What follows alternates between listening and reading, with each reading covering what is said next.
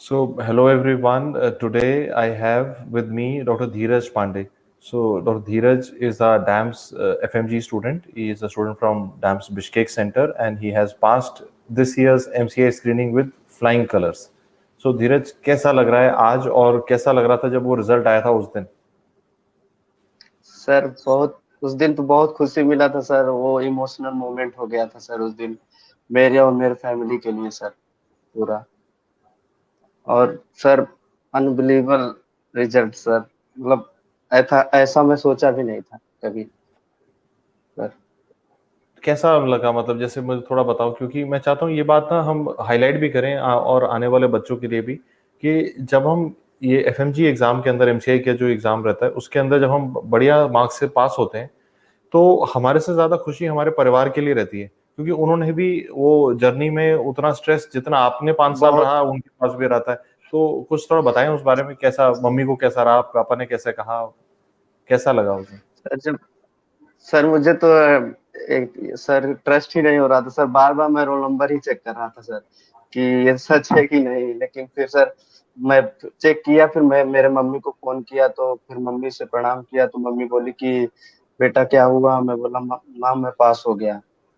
तो मम्मी फिर sir emotional हो गई पूरा। बहुत तो बढ़िया। सर फिर उसके बाद पापा से बात किया तो पापा भी बोले बेटा चलो अच्छा है, घर का एक प्राउड मोमेंट आया सर ऐसा। तो ऐसे उस दिन फिर ऐसा उसके बाद लगा, मेरे भैया। मैं कह रहा हूँ उस दिन ऐसा लगा होगा कि जो भी मेहनत की हमने सारी वर्थवाइल थी, वो जरूरी था, हम मेहनत करते हाँ उस समय, जो परिवार को जो खुशी दे पाए हम उस मेहनत के बदले। हाँ सर, ये तो है सर। जो भी मेहनत करेगा उसको सर उसका फल तो मिलता है सर। ये बात है सर। लेकिन और सर भैया मैं के बारे बहुत स्ट्रगल किया सर। आप भैया के भी बता रहे थे। हाँ भैया भी सर, भैया भी मेरे बहुत सपोर्ट किए हैं। मेरे दोनों भाई डॉक्टर हैं सर, दोनों लोग। Doctor Prabhashankar Pandey, doctor Trilokinath Pandey sir, ये दोनों लोग बहुत सपोर्ट करते हैं हमारा हमेशा सर। ओके। हमेशा से किए बहुत। हैं, 10th से लेकर सर अभी तक कर रहे हैं। तो धीरज हमें थोड़ा सा बताओ कि किस तरह का रहा एक्सपीरियंस आपका, आपने डैम्स का क्लासेस बिश्केक में भी अटेंड किया, ऐप पे भी किया, कैसा रहा एक्सपीरियंस आपका डैम्स के साथ और टीचर्स के साथ? डेम्स का बहुत अच्छे टीचर्स लोग थे सर, और बहुत अच्छा आपका फैकल्टी भी है सर। और आपसे ज्यादा मोटिवेट होता था सर, जब जब आपका वीडियो आता था तो एक बूस्टअप मिलता था कि सर ऐसे ऐसे करना है। आप बहुत मोटिवेट करते थे सर हमेशा। और आपकी फैकल्टी भी बहुत अच्छी है सर, और बहुत अच्छे नंबर भी आए हैं सर।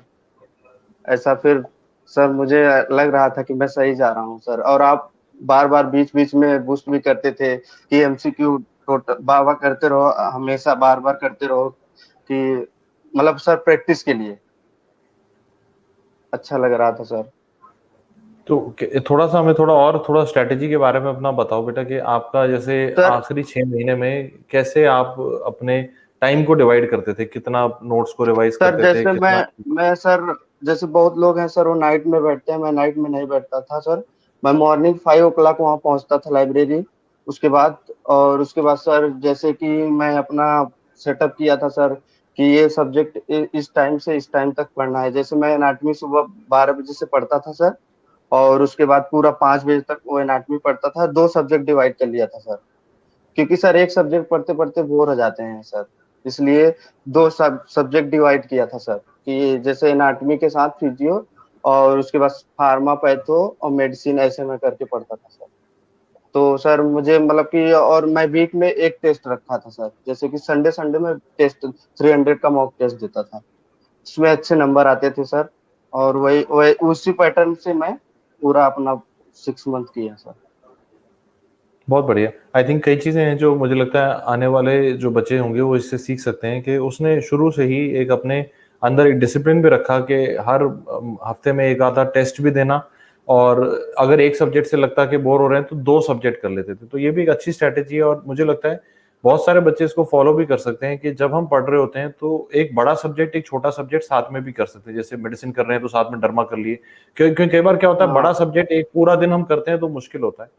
दूसरा मुझे लगता है कि थोड़ा थ्योरी एमसीक्यू बैलेंस करके चलते हैं और टेस्ट जरूर देते हैं। आई थिंक ये 3 चीजें बड़ी क्रिटिकल है। हाँ सर, मैं वैसे भी एमसी बुक से भी एमसीक्यू करता था, आपके डेम्स के बुक से भी। और सर मैं डेली डेली मतलब 50-70 मतलब मेरा टारगेट था डेली का, वो सब्जेक्ट वाइज था।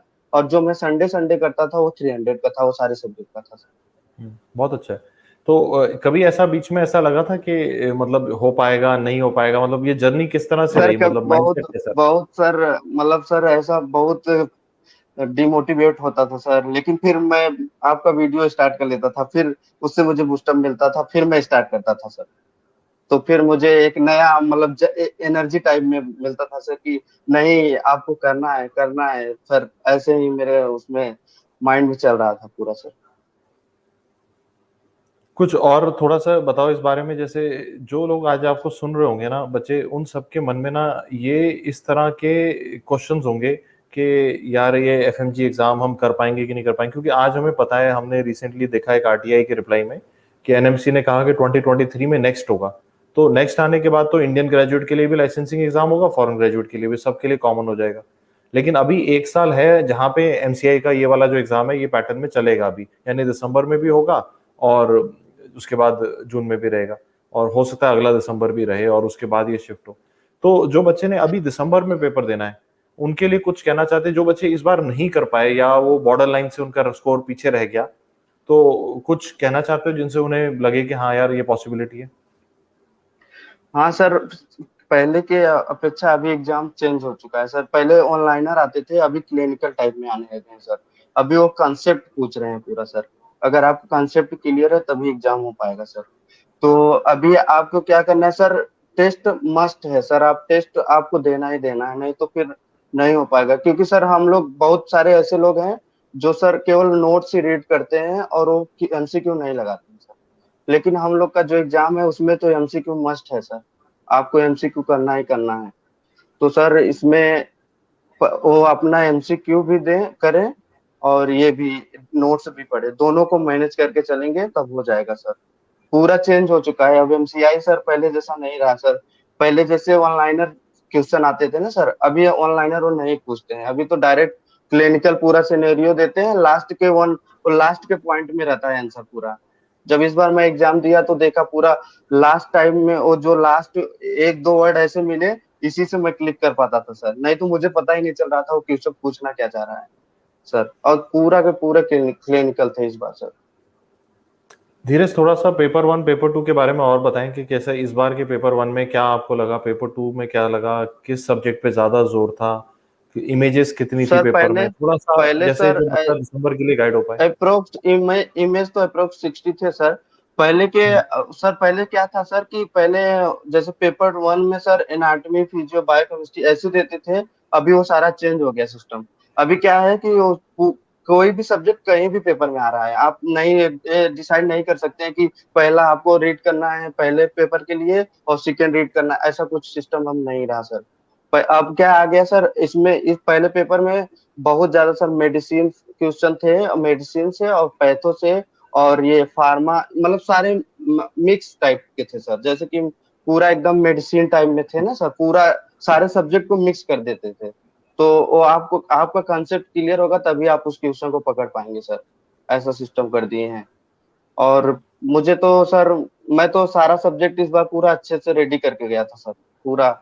ऐसा कोई सब्जेक्ट नहीं है जो मैं इस बार छोड़ा हूँ, क्योंकि लास्ट टाइम में गलती करते थे ना लोग कि मेडिसिन छोड़ देते हैं और सर्जरी छोड़ देते हैं, पहले पेपर पे फोकस करते हैं। अब ऐसा कुछ नहीं है सर, अब आपको पूरा you have to read sir, पूरा मतलब आपको पूरा 90 सब्जेक्ट रीड करना ही करना है एनी हाउ सर, कैसे भी। ये बहुत अच्छा पॉइंट बताया, क्योंकि मैं देखता हूँ कई बार बच्चे ये सोचते हैं कि पेपर वन थोड़ा आसान आएगा तो उसी को ज्यादा कर लेते हैं, दूसरे में थोड़ा बहुत करके 150 बना स्किप लेंगे। नहीं करना है कोई लेकिन भी सब्जेक्ट सर। हाँ, क्योंकि इस बार का पेपर वन में क्लिनिकल विनियड स्टाइल में उन्होंने बेसिक साइंसेस को इंटीग्रेट करके पूछा बहुत। तो ये जो हाँ धीरज जो बता रहा है वो बहुत ही क्रिटिकल बात है कि आप सब्जेक्ट को स्किप ना करें। आप किसी के एडवाइस में आके ये ना करें कि यार 5 ही सब्जेक्ट करूंगा बाकी छोड़ दूंगा और इन 5 से 150 बना लूंगा, बहुत मुश्किल होगी बनाने में। लेकिन अगर हर सब्जेक्ट का बेसिक आ गया आपको तो 150 बनाना आसान हो जाता है। तो धीरज, इसमें जैसे आप मतलब जो पेपर टू की हम बात, पेपर वन में आपने बताया कि काफी क्लिनिकली इंटीग्रेटेड चीजों को पूछा उन्होंने, और एनाटॉमी को भी ऐसा लग रहा था कि मेडिसिन के ही सवाल है वहां पे, तो पेपर हाँ टू में कैसा था? हाँ पेपर टू इस बार सर, अगर पहले पेपर से किया, अगर मैच किया जाए तो पेपर टू इस बार थोड़ा इजी था पहले पेपर से। लेकिन पहला पेपर बहुत टफ था सर, समझ ही नहीं आ रहा था। मेरे तो 20 क्वेश्चन छूट भी गए थे सर पहले तो पेपर के, क्योंकि सर मैं, फिर पेपर क्योंकि मैं बीच में सर कोई ऐसा नहीं, बहुत, बीच बीच में घबराहट नहीं हुई कि मेरा पेपर वन तो सब कहते हैं अच्छा होगा, मेरा वो अच्छा नहीं हुआ तो? नहीं सर मैं, नहीं मुझे घबराहट नहीं हुआ था सर, क्योंकि मैं आके जब यहाँ मैच किया ना सर, तो मेरा 140 एकदम करेक्ट था सर। तो मुझे लग रहा था कि अब प्रॉब्लम नहीं है, लेकिन फिर भी डर अंदर से जो होता है वो तो लगा ही था सर कि क्या होगा क्या होगा। लेकिन सर ये बात है सर कि आपको सर्जरी और ये सब कोई भी सब्जेक्ट स्किप नहीं करना है सर। ये बात नोट कर लीजिए, जो भी आप जो देंगे उनके लिए ये है सर कि अभी स्किप कोई सब्जेक्ट ना करें। ये ऐसा ना सोचे कि मतलब आपको ये सब्जेक्ट छोड़ के बहुत फायदा है, ऐसा कुछ नहीं है सर। पढ़ना आपको अब सब है सर, कभी भी अभी कोई भी एग्जाम में आप कोई भी सब्जेक्ट दे दे रहे हैं, ये फिक्स नहीं है कि आपको एनाटॉमी देंगे या आपको फिजियो ही देंगे या आपको मेडिसिन, ऐसा कुछ नहीं है। सारे सब्जेक्ट दे रहे हैं अभी सर, चेंज हो गया पूरा सर पैटर्न। और इस बार एक और चीज जो मैंने ऑब्जर्व की कि इस बार के पेपर में उन्होंने अनयूजुअल चीजें नहीं पूछी। मतलब अच्छे क्लिनिकल हाँ, बातें थी, लेकिन ऐसा नहीं था कि रेयर रेयर बीमारियों के बारे में पूछे, वैसा नहीं था। मतलब तो थोड़ा इसमें आप ऐसा नहीं था। बताएं। और ये कोरोना पे भी 3 क्वेश्चन आए थे सर, जैसे गैस सिलेंडर का पूछा था, ब्लैक बॉडी व्हाइट शोल्डर, और एक सर ये म्यूकर माइकोसिस फंगस वाला है ना सर, ब्लैक फंगस, हाँ ये हाँ इस हाँ। पे भी एक क्वेश्चन आया था सर। और एक आरटीपीसीआर का पूछा था सर, वो स्वेब का जो लेते हैं, नो स्वेब, ये सब पूछा था सर पूरा। मतलब आपको सब रीड करना है। अब तो नए नए जो बीमारियां आ रही उनको भी वो पूछ रहे हैं सर। मतलब वो आपका धीरज, नॉलेज चेक करना चाह रहे हैं कि आप पढ़ रहे हैं कि नहीं पढ़ रहे हैं। कोविड पे तो धीरज आज मुझे लगता है अगली बार भी आएगा क्वेश्चन। वो खत्म तो हुई नहीं है, वो तो दिसंबर वो के एंड क्वेश्चन में भी तीन वो चार आ क्वेश्चन ही तो वो आने आ वाले रहे हैं, हैं। आ रहे हैं, वो तो क्वेश्चन बराबर उनको आ अगर रहे आप हैं। नहीं करके जाते तो आप अपने ऊपर एक रिस्क डाल रहे हैं। वो चार क्वेश्चन तो अपने आने वो आने जो हैं सर बिल्कुल। कुछ लोग जैसे सर 149 पे रुकते हैं, तो सर एक दो नंबर से जो रुकते हैं, अगर ये भी रीड कर लेंगे तो एक दो नंबर से उनका नहीं रुकेगा सर। ऐसा अंदर से तो ये फील नहीं होगा कि ना मैं ये छोड़ के गया, मैं ये छोड़ के गया, ऐसा कुछ नहीं होगा सर। और मैं सर उसके बाद मेरा ये था ना सर, जैसे मैं सुबह से ले सुबह 5 o'clock से स्टार्ट करता था अपना पढ़ाई। और सर उसके बीच में मैं सर जैसे कि 10 o'clock पे एक ब्रेक लेता था, वो जैसे टी और वो नाश्ता के लिए सर, मॉर्निंग के लिए बाहर जाता था। फिर 1 o'clock अपना खाने के लिए सर, मतलब लंच टाइम अपना, ये मतलब पूरे दिन में मैं 3 4 ब्रेक लेता था सर टोटल। और उसके बाद सर 5 o'clock पे निकलता तो थोड़ा टीप के लिए, जैसे सर कंटिन्यू पढ़ने से तो सर थोड़ा वैसा लगता था कि अब बोर बोर सा हो रहे हैं। तो फिर आके टी पी के फिर आके आपका मोटिवेशन वीडियो देख के फिर स्टार्ट करता था सर। क्योंकि और सर मैं मोटिवेशन देखता था, बहुत सारा मोटिवेशन देखता था, क्योंकि सर बहुत सारे लोग ऐसे निगेटिव निगेटिव लोग मिलते हैं, फोन करते हैं, ऐसा ऐसा बोलते हैं। तो सर मैं खुद को अपने आप को बिजी रखा था। और मेरे भैया थे सर, वो भी एफएमजी पास है, तो वो मुझे गाइड करते थे कि ऐसे है, तुम्हें ऐसे करना है, ऐसे करना है। तो मैं उनके हिसाब से भी अपना करता था। और सर जब मैं 10 o'clock के बाद सर 2 2 आवर केवल इमेज पढ़ता था, इमेज पे फोकस था मेरा। जो आपके ग्रुप में, टेलीग्राम में ग्रुप में मिलता था मुझे इमेज, मैं उस पर फोकस करता था। और 2 आवर्स डेली में इमेज इमेज देखता था। हुँ। तो धीरज, मैं अगर इसको इस तरह बोलूँ कि आपने अपना माइंडसेट मेंटेन करने के लिए जो एक नेगेटिविटी को अवॉइड किया, क्योंकि जब हम एफएमजी के एग्ज़ाम की तैयारी कर रहे होते हैं तो चारों तरफ एक नेगेटिविटी का माहौल बहुत होता है। आपने देखा होगा कई कई सारे लोग बोलेंगे यार मेरा तो 3 बार नहीं हुआ, मेरा तो 4 बार नहीं हुआ, ऐसे करके एक दबाव सा ऐसे बन आते जाता थे है। सर, ऐसे बहुत सारे लोग आते थे, ऐसे मेरे दोस्त भी थे सर, वो बहुत डिमोटिवेट करते थे सर। और जब मैं टेस्ट देता था तो बोलते थे कि इसमें टाइम वेस्ट मत करो, तो सर मुझे अच्छा नहीं लगता था। मैं उनको सबका सुनता था लेकिन करता अपना था। और मेरे भैया हैं जो डॉक्टर त्रिलोकीनाथ पांडे, उनका सुनता था कि तुम्हें किसी का सुनना नहीं है, यहाँ ऐसे ऐसे लोग हैं तुम्हें डिमोटिवेट करते रहेंगे हमेशा, तो तुम किसी का सुनो मत, तुम अपना करो। और जब मैं टेस्ट देता था सर, उसमें अच्छे नंबर आते थे तो वो बोलते थे तुम्हारा इस बार डन है, टेंशन मत लो तुम, और ये मुझे सुनो मत, ए लेकिन किसी एक का सुनना एक नहीं है। चीज़, हाँ, एक चीज़ आपकी बहुत अच्छी लगी मुझे कि आपने कहा कि मैं अपने आप को पढ़ाई में बिज़ी कर लेता था ताकि अगर नहीं तो बातों में लगा रहता तो नेगेटिविटी आती। बहुत अच्छा लगा मुझे वो बात। हाँ सर, बस सर मैं बस स्टडी करता था, और सर इवनिंग में मेरे मम्मी पापा से एक बार बात करता था बस सर, और किसी से, और फोन ऑफ, और कोई नहीं। और टेलीग्राम पे बस आपका जो ग्रुप था सर, मैं उसमें एमसीक्यू भी करता था, तो उसमें मेरा सारा अच्छा परफॉर्मेंस था सर। अब आपने हमारे साथ बिश्केक में लाइव क्लासेस भी की हैं और आपने बाद में रिकॉर्डेड लेक्चर्स ऐप पे भी किए हैं, और आज हम मैं चाहता हूँ ऑडियंस को बता सकूं कि आज हमने एफएमजी एग्जाम के लिए दिसंबर के लिए एक ऐप पे लाइव 2 वे इंटरेक्टिव कोर्स भी शुरू कर दिया है। ये क्योंकि आज हम बिश्केक अभी हम ट्रैवल नहीं कर सकते, और आपको पता ही आज कोविड के कारण कई जगह ट्रैवल रिस्ट्रिक्शंस भी है इस समय पे, तो हमने एक ऐप पे 2 वे इंटरेक्टिव लाइव प्रोग्राम सिर्फ दिसंबर एमसीआई के लिए स्पेसिफिकली लॉन्च किया अभी। तो अगर कोई भी बच्चा उसको ज्वाइन करना चाहता है तो मैं इसका लिंक इस वीडियो के डिस्क्रिप्शन में छोड़ रहा हूँ। और यहाँ मैं ना एक चीज और मैं यहाँ हाईलाइट करना चाहता हूँ, जो अगर हम देखें बातें जो धीरज ने हमें बताई हैं, कई बार हमें लगेगा छोटी छोटी बातें हैं, लेकिन उनका इम्पैक्ट बड़ा है। जो मुझे लगी अच्छी बातें उसकी मैं चाहता हूँ उनको एक समरी में बताऊं, क्योंकि बहुत ही इंपॉर्टेंट टिप्स हैं सब बच्चों के लिए। एक, उसने कोई सब्जेक्ट नहीं छोड़ा। ये बहुत ही क्रिटिकल बात है, क्योंकि कई बार एफएमजी में हम देखते हैं कि कई बच्चे सोचते हैं यार गैम्बल कर लेते हैं, 5 पढ़ के चले जाएंगे। वो गैम्बलिंग है। वो अगर उन 5 में क्वेश्चन कम आए तो फिर हम फंस जाते हैं। यहाँ उसने हर सब्जेक्ट को टच किया, और इस बार के पेपर में जब वो इंटीग्रेशन ज्यादा थी तो भी वो मैनेज कर पाया। दूसरा जो मुझे अच्छी लगी बात, कि उसने लोगों को, नेगेटिव लोगों को अवॉइड किया। ये सभी को करना है यहाँ पे, क्योंकि इसमें माइंडसेट बड़ा इंपॉर्टेंट है। और मैं यहाँ भी धीरज का भी इनपुट लूंगा यहाँ पे कि कैसे उसने माइंडसेट को, वो उसका, और कोई अगर वो आगे आने वाले बच्चों को कुछ मैसेज देना चाहता है उसका भी लूंगा मैं आइडिया। और एक जो मैं शुरू वाली बात को दोबारा रिपीट करूंगा, कि आप जब आपके पेरेंट्स की जो खुशी जो आज धीरज ने देखी, उसको देख के उसे लगा यार वो 5 साल जो मेहनत की वो तो करनी चाहिए थी, क्योंकि वो इतनी, वो अचीवमेंट है एक तरह से। हम सोचेंगे आपने अपने लिए तो किया ही किया, वो पेरेंट्स के लिए भी आपने उतनी ही खुशी वहां जनरेट की। तो कुछ धीरज कोई फाइनल मैसेज आपका और फ्यूचर एस्पिरेंट्स के लिए? हाँ सर, मैं यही बोलना चाहूंगा कि आप लोग डिमोटिव मत होइए। जो आप लोग एग्जाम दे रहे हैं, और आप लोग किसी का सुनना नहीं है, आपको अपने मन से करना है और सारे सब्जेक्ट पढ़ना है। आपको कोई भी सब्जेक्ट स्किप नहीं करना है। ये आपको माइंड में सेट रखना है। और यहाँ पे लोग बहुत डिमोटिवेट करने वाले मिलेंगे, आप वो चीजें अवॉइड करिए और आगे बढ़िए। और आप कुछ भी अंदर आपके थॉट आए, वो सारे अवॉइड करिए, और अपने मम्मी पापा से हमेशा डेली फोन पे बात करिए सर। और इससे अच्छा मोटिवेशन कुछ नहीं हो सकता उन लोग के लिए सर। और धीरज एक आखिरी सवाल, आगे के लिए क्या सोचा है? अब तो एमसीआई तो हो गया, आगे अब सर, ये तो आगे का बताएं। एमसीआई अभी सर इंटर्नशिप करूंगा, और सर मैं लाइब्रेरी स्टार्ट कर दिया हूँ सर। और वो अभी यूपीएससी का एग्जाम है ना सर, इसमें नवंबर 21 वो दूंगा सर। उसके बाद फिर नीट पीजी का टारगेट है सर।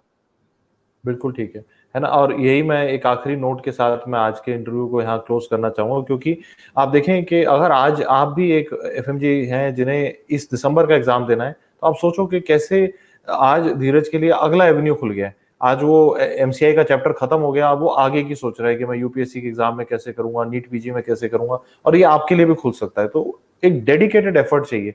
उसके अंदर हमें प्लानिंग चाहिए कि यार मुझे सारे सब्जेक्ट करने हैं, मुझे शॉर्टकट नहीं करने कि मैं 5 ही करके जाऊंगा, मैं 2 ही करके जाऊंगा, उस तरह से नहीं। और एक यही और जो बड़ी यही लोग इंपॉर्टेंट बात, सोचते हैं सर।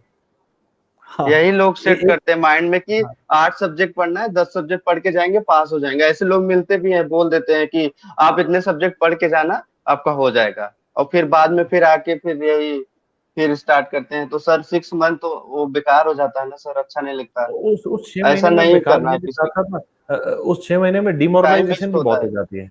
डिमोरलाइज हो जाता है हाँ आदमी, सर, एक और बार अच्छे गलत, रिजल्ट नहीं आते बहुत डिमोरलाइज हो बहुत जाता थॉट भी, गलत गलत थॉट आते हैं माइंड में सर। ये सब नहीं करना है किसी को, ऐसा कुछ नहीं करना है सर। है। मैं और तो सर ऐसे। एक और चीज जो मैं धीरज की हाईलाइट करना चाहूंगा, जो उसने बहुत ही अच्छी बताई, आपने अपनी प्रिपरेशन में नोट्स को और एमसीक्यू को बैलेंस करके चलना है। आपने नोट्स में भी टाइम देना है, एमसीक्यू में भी टाइम देना है। अगर आप जितना एक सर तरफ आप से, नोट्स, हाँ, जितना आप अगर 50% नोट्स पे दे रहे हैं, तो 50% आपको एमसीक्यू भी देना है सर। वो हाँ, एमसीक्यू सर मस्ट है, आपको प्रैक्टिस मस्ट है सर। हाँ, तो दोनों चीजों को अगर हम साथ लेके चलते हैं तो हम कॉन्सेप्ट भी बनाते हैं और एमसीक्यू में करना कैसे वो भी सीखते हैं। कई बार दोनों तरफ पे मैंने बच्चे देखे हैं, एक होते हैं जो सिर्फ एमसीक्यू करते रहते हैं लेकिन समझ में नहीं आया होता, पेपर में क्वेश्चन बदल जाता है तो फंस जाते हैं। और दूसरी तो तरफ जो वाले सर भी मैं होते हैं मैं कि ऐसे खाली नोट करता था पढ़ ना रहे हैं, सर, अप्लाई जैसे नहीं करते। कि जैसे मैं संडे संडे जब टेस्ट देता था ना सर, केवल ओनली टेस्ट देता था। वो एमसीक्यू का एक्सप्लेनेशन पूरा उस दिन पढ़ता था। उसके बाद सर मैं कुछ नहीं करता था, रिलैक्स होके सो जाता था सर, और कुछ नहीं बिल्कुल पढ़ता ठीक है, था। लेकिन बिल्कुल ठीक संडे है। संडे मैं ऐसे करके सर 20 आई थिंक मैं लिखा हूँ अपने नोट्स में 25,000 मतलब 2500 पूरा क्वेश्चन किया हूँ सर, बहुत बढ़िया। 20,500 sir. So Dheeraj, on this note I think हमने पूरा एक हमने अंडरस्टैंडिंग बनाई कि कैसे पढ़ना चाहिए। I mean on the behalf of the entire dams family, मैं धीरज को कंग्रेचुलेट करना चाहता हूँ और convey my regards to your parents as well. बेटा, God bless you, congratulations once more, and I hope and I wish कि एक interview आपका और हम लें एक नीट पीजी की बढ़िया रैंक के बाद या यूपीएससी के बढ़िया स्कोर के बाद, है ना। सो उसके लिए मेहनत हमें अभी आगे करनी है थैंक यू सो मच ना। Sir, thank you so best much of sir, luck बेटा, बेस्ट ऑफ लक बेटा। Thank you so much sir.